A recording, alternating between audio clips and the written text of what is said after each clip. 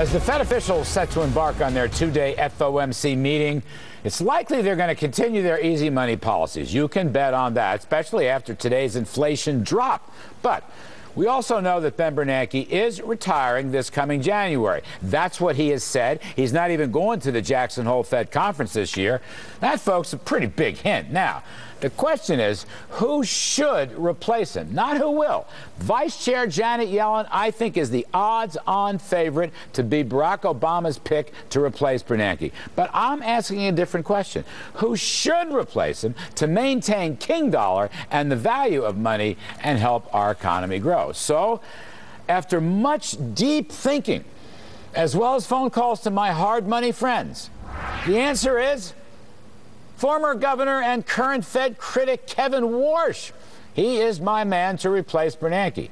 Also mentioned prominently, however, in no particular order, Dallas Fed President Richard Fisher, Stanford economist John Taylor, Chairman and CEO of Forbes Media Steve Forbes, and House Budget Chairman Paul Ryan. And for this new movement of what's called market monitorists, I am also including Bentley University Professor Scott Sumner. Okay, that's my list. Take a look at it. Warsh, the first choice, the winner by acclaim. There are others, mighty fine monetary thinkers. Now, speaking of a mighty fine monetary reporter, none better than our next guest, John Hilsenrath, chief economics correspondent for the Wall Street Journal, who recently penned the piece, Tame Inflation to Keep Fed on Course.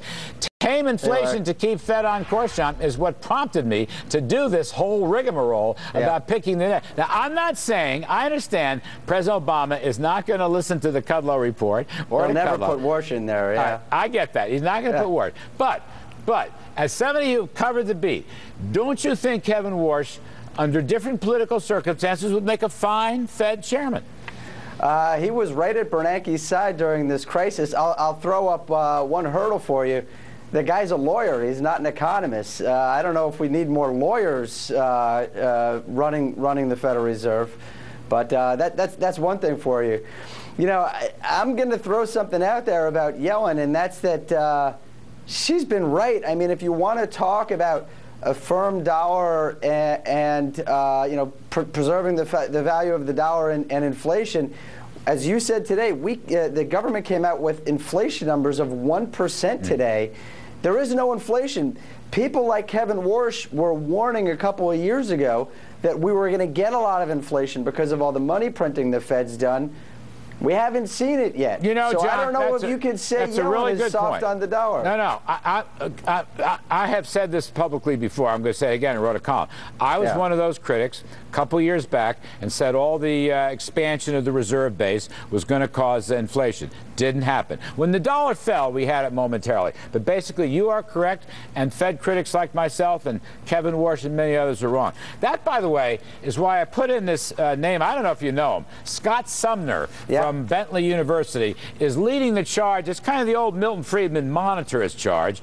And Sumner is basically backing Bernanke's policy. I think that's very interesting. He's saying you got to pour more money in and hope that, you know, M2 grows and velocity stops falling and the nominal GDP will go up to maybe 5 or 6%. A monetarist, we haven't had that in quite a while. Yeah.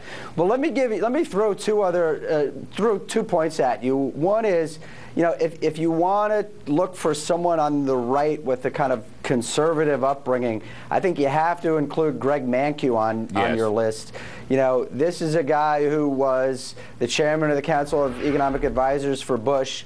He's a very smart, level-headed guy. You know, I think if there's a Republican in the White House someday in the future, you could see his name coming up. No, I think you're right. I want to make one other point. You know, some people are saying that Obama should try to get Ben Bernanke back in there for another term. He's actually managed, for all the other problems we've had in the economy, inflation is right around 2% during his whole term there. What was today's? I think the year-over-year consumer deflator was 1%. 1%. And even if you took out food and energy, which you shouldn't, it's still about 1%. Yeah. I mean, you got to give here's what I want Bernanke to say, credit Larry. for that, I will say. If Bernanke, it sounds like Bernanke has made it clear to the White House he doesn't want another term, and I think he deserves a lot of credit for that.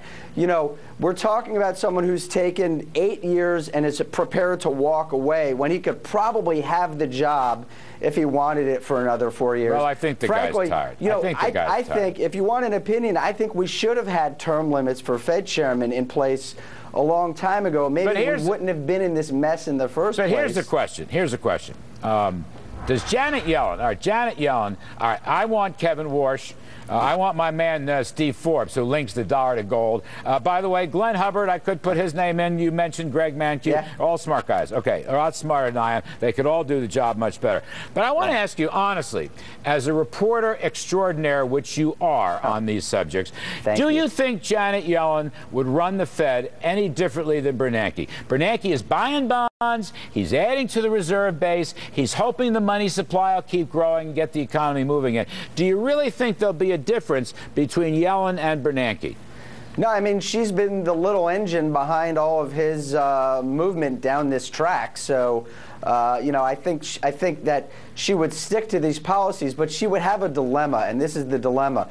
A lot of people, a lot of her critics and a lot of people in the market see her as very dovish. Right. So there's a question of whether she would be forced to prove herself by pulling back sooner than Ben Bernanke, who's got this credibility already, you know, kind of built up. Whether she would have to prove herself by pulling back more quickly. Frankly, I think she would. I think she wouldn't. I think she has very much taken the lessons of the Depression and the Bernanke lessons, and she would stick to this until she sees unemployment fall. All right, maybe Kevin Warsh and Janet Yellen. I know we could have more. Now that would be together. an interesting combination. Very interesting combo. John Hilsenrath, Wall Street Journal. Thanks, buddy. Really appreciate it. All now, right, folks, the Obamacare.